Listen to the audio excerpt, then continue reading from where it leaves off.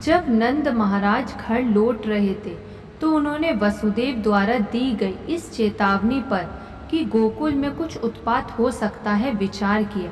निश्चय ही यह सलाह मैत्रीपूर्ण थी और असत्य ना थी।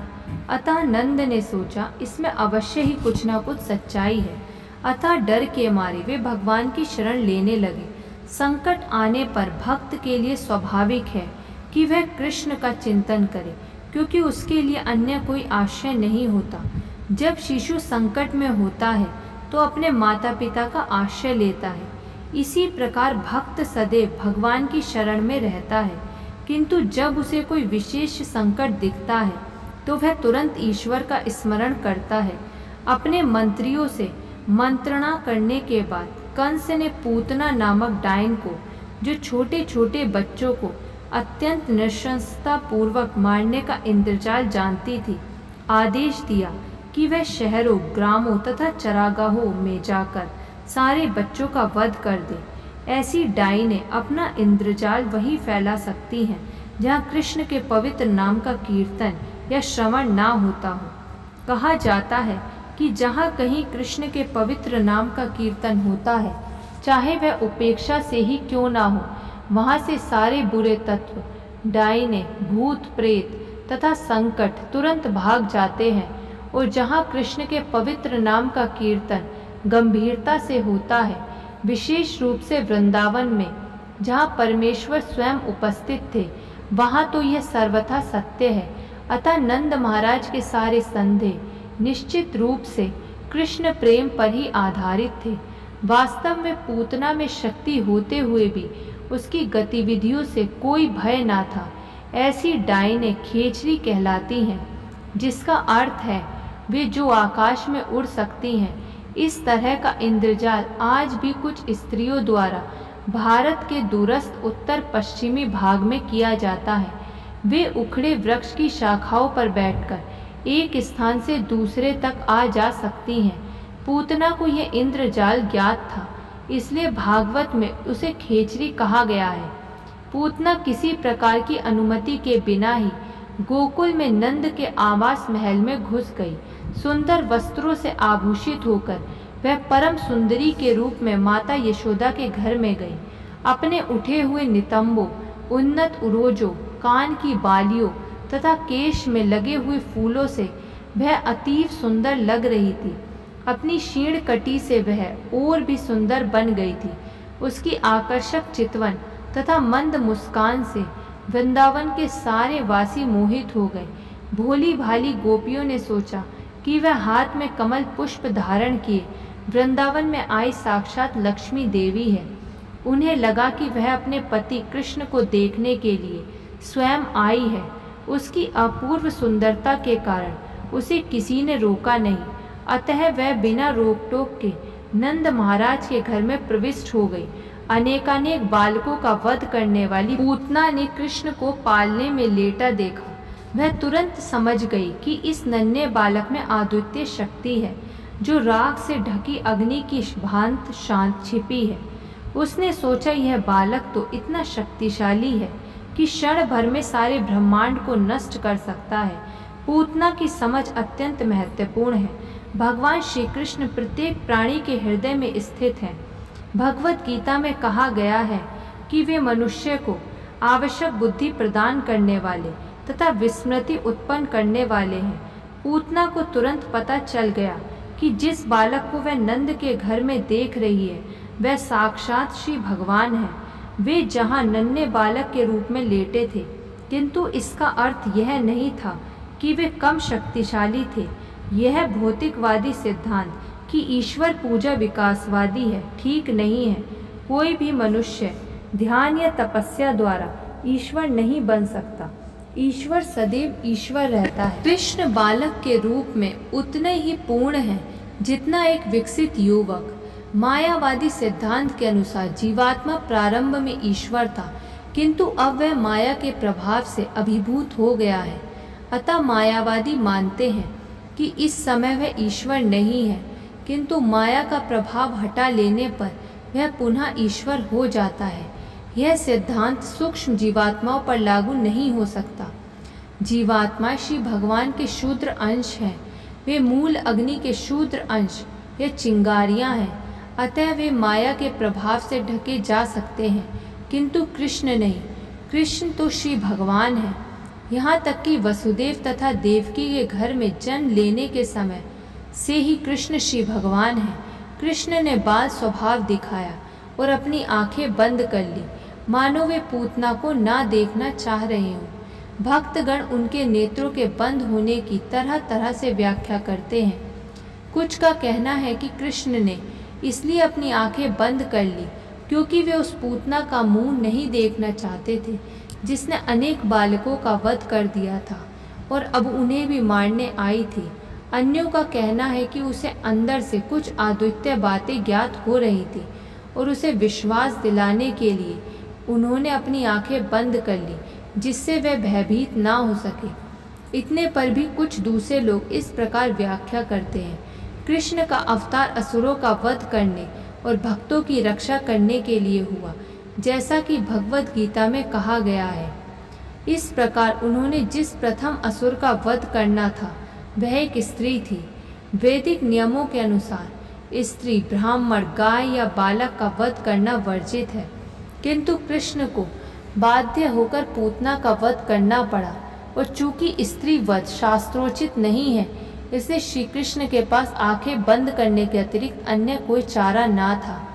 एक दूसरी व्याख्या यह है कि कृष्ण ने इसलिए आंखें बंद कर ली क्योंकि वे पूतना को मात्र अपनी धाई के रूप में मान रहे थे। पूतना कृष्ण के पास स्तनपान कराने आई थी। कृष्ण इतने कृपालु हैं कि यह जानते हुए भी कि पूतना उन्हें मारने आई है, उन्होंने उसे अपनी धाई या माता के रूप में देखा। वैदिक मान्यता है कि माताएं 7 प्रकार की होती हैं: सगी माता, गुरु पत्नी, रानी, ब्राह्मणी, गाय, धाय तथा पृथ्वी। चूंकि पूतना कृष्ण को अपनी गोद में लेकर स्तनपान कराने आई थी, अतः कृष्ण ने उसे अपनी माता के रूप में स्वीकार किया। यह एक अन्य कारण समझा जाता है कि कृष्ण ने अपनी आंखें बंद कर ली।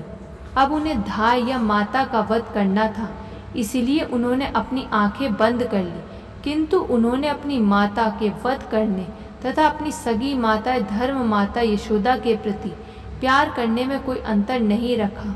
हमें वेदों से यह भी जानकारी मिलती है कि पूतना के साथ भी मातृवत व्यवहार किया गया और यशोदा के साथ ही इस संसार से मुक्ति प्राप्त हुई। जब बालक कृष्ण ने आंखें बंद कर ली तो पूतना ने उन्हें अपनी गोद में उठा लिया। उसे ये ज्ञात ना था कि वह साक्षात मृत्यु को पकड़े हुए है। यदि मनुष्य धोखे से रस्सी को सर्प मान बैठता है तो उसकी मृत्यु हो जाती है।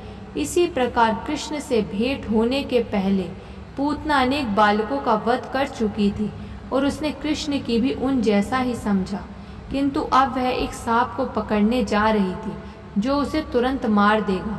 जब पूतना बालक कृष्ण की गोद में ले रही थी तो यशोदा और रोहिणी दोनों ही वहां उपस्थित थी, किंतु उन्होंने उसे मना नहीं किया क्योंकि वह सुंदर वस्त्रों से आभूषित थी और कृष्ण के प्रति मात्र प्रेम प्रदर्शित कर रही थी। वे यह न समझ पाई कि वह एक अलंकृत म्यान के भीतर छिपी तलवार की भांति है। पूतना ने अपने स्तनों में घातक विष लगा रखा था और गोद लेते ही उसने अपने चूचुक कृष्ण के मुख में लगा दिए। उसे आशा थी कि ज्यों ही वह उसके स्तनों का पान करेगा त्यों ही वह मर जाएगा, किंतु कृष्ण ने क्रुद्ध होकर तुरंत मुंह में चूचुक लगा दिया।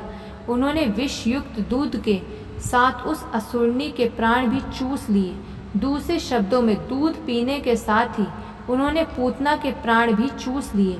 कृष्ण इतने दयालु हैं कि जब पूतना अपना पेय पान कराने आई तो उन्होंने उसकी मनोकामना पूरी की और उसके इस कार्य को माता का सा आचरण माना, किंतु वह और अधिक दुष्ट कार्य ना करे, इसलिए उन्होंने तुरंत ही उसे मार डाला। चूंकि यह असुरनी कृष्ण द्वारा मारी गई, अतः उसे मोक्ष प्राप्त हुआ। जब कृष्ण ने उसकी छाती को अत्यंत बलपूर्वक दबाया और उसके प्राण हर लिए तो वह भूमि पर गिर पड़ी और अपने हाथ पैर फैलाकर चिल्लाने लगी, मुझे छोड़ दो, मुझे छोड़ दो। वह जोर से चिल्ला रही थी और उसका सारा शरीर पसीने से तर था। जब रोदन करती पूतना मर गई तो चारों ओर पृथ्वी तथा आकाश में, उच्च तथा निम्न लोकों में तथा सभी दिशाओं में भयानक कंपन हुआ और लोगों ने सोचा कि कोई वज्रपात हुआ है। इस प्रकार पूतना के इंद्रजाल का दुस्वप्न दूर हुआ और उसने एक विराट असुरनी जैसा अपना वास्तविक स्वरूप धारण कर लिया। उसने अपना भयानक मुंह खोल दिया और अपने हाथ पैर फैला दिए। वह उसी प्रकार गिर पड़ी जिस प्रकार इंद्र के वज्र प्रहार से वृत्तासुर गिर पड़ा था। उसके सिर के लंबे लंबे केश उसके पूरे शरीर पर बिखर गए। उसका गिरा हुआ शरीर 12 मील तक फैला था, जिसके गिरने से सभी वृक्ष चूर चूर हो गए थे। जिस किसी ने उसको विशाल शरीर को देखा वह आश्चर्यचकित था। उसके दांत खुदी हुई सड़कें लगे रही थी और उसके नथुने पर्वत कंदराओं के समान प्रतीत हो रहे थे। उसके स्तन छोटी छोटी पहाड़ियों जैसे लग रहे थे और उसके केश विशाल लालाब झाड़ी के समान थे। उसकी आँख के गड्ढे अंधकूपों के तुल्य, दोनों जांघें नदी के दोनों किनारों के सदृश, उसके दोनों हाथ दृढ़ निर्मित सेतुओं के समान तथा उसका उदर सूखे सरोवर की तरह लग रहा था। इसे देखकर सारे ग्वाल तथा गोपियां आश्चर्य एवं भय से चकित थी। उसके गिरने से जो घोर शोर हुआ उससे उनके मस्तिष्क तथा कानों पर आघात लगा और उनके हृदय तेजी से धड़कने लगे। जब गोपियों ने नन्हे कृष्ण को पूतना की गोदी में निर्भय खेलते पाया तो वे तुरंत आ गई और उन्हें उठा लिया। माता यशोदा, रोहिणी तथा अन्य वृद्ध गोपियां ने तुरंत ही चवड़ लेकर उनके शरीर की परिक्रमा करते हुए शुभ अनुष्ठान संपन्न किए।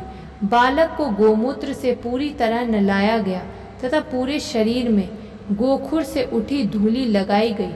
इसका उद्देश्य नन्हे कृष्ण को भविष्य की अशुभ घटनाओं से बचाना था। इस घटना से पता चलता है कि परिवार, समाज तथा प्राणी मात्र के लिए गाय की कितनी महत्ता है। कृष्ण के दिव्य शरीर के लिए किसी संरक्षण की आवश्यकता नहीं थी, किंतु हमें गौ की महत्ता का उपदेश देने के लिए भगवान के ऊपर गोबर का लेप किया गया। गोमूत्र से उन्हें नहलाया गया और गौ के चलने से उठी धूलि उन पर छिड़की गई। इस शुद्धिकरण संस्कार के बाद यशोदा, रोहिणी समेत गोपियों ने विष्णु के नामों का उच्चारण किया, जिससे कृष्ण के शरीर को समस्त कुप्रभावों से पूरी पूरी सुरक्षा प्राप्त हो सके। उन्होंने अपने हाथ पैर धोए और 3 बार जल का आचमन किया, जैसा कि मंत्रोच्चार के पूर्व करने का रिवाज है। उन्होंने इस प्रकार मंत्रोच्चार किया, हे कृष्ण, मणिमान भगवान आपके घुटनों की ओर, भगवान यज्ञ आपकी जांघों की रक्षा करें। अज नाम से विख्यात भगवान विष्णु आपके पाँवों की रक्षा करें। भगवान अच्युत आपके कमर के ऊपर भाग की रक्षा करें और भगवान हयग्रीव आपके उदर की रक्षा करें। केशव आपके हृदय की रक्षा करें। भगवान ईश आपकी वक्ष स्थल की रक्षा करें। भगवान सूर्य आपके गर्दन की और भगवान विष्णु आपकी भुजाओं की रक्षा करें। भगवान उरुक्रम आपके मुख की रक्षा करें। भगवान ईश्वर आपके सिर की रक्षा करें। भगवान चक्रधर आपके आगे से तथा भगवान गदाधर आपके पीछे से रक्षा करें। धनुषधारी भगवान मधुसूदन आपकी दाईं ओर से और भगवान अर्जुन आपकी बाईं ओर से रक्षा करें। भगवान उरुगाय अपने शंख से आपकी सभी ओर से रक्षा करें। भगवान उपेंद्र आपकी ऊपर से रक्षा करें। भगवान तार्क्ष पृथ्वी पर आपकी रक्षा करें। भगवान हलधर आपकी चारों ओर से रक्षा करें। भगवान ऋषिकेश आपकी समस्त इंद्रियों की रक्षा करें। भगवान नारायण आपके श्वास की और श्वेत द्वीप के स्वामी नारायण आपके हृदय की और योगेश्वर मन की रक्षा करें। प्रश्नी गर्भ आपकी बुद्धि की रक्षा करें और श्री भगवान आपके आत्मा की रक्षा करें। आपके खेलते समय भगवान गोविंद आपकी चारों दिशाओं से रक्षा करें और जब आप सो रहे हो तो भगवान माधव आपकी सारे संकटों से रक्षा करें। जब आप चल फिर रहे हो तो वैकुंठ के स्वामी आपको नीचे गिरने से बचाएं। जब आप बैठे हो तो भगवान नारायण आपको सारी सुरक्षा प्रदान करें, और जब आप खा रहे हों तो समस्त यज्ञों के स्वामी आपकी सभी प्रकार से रक्षा करें।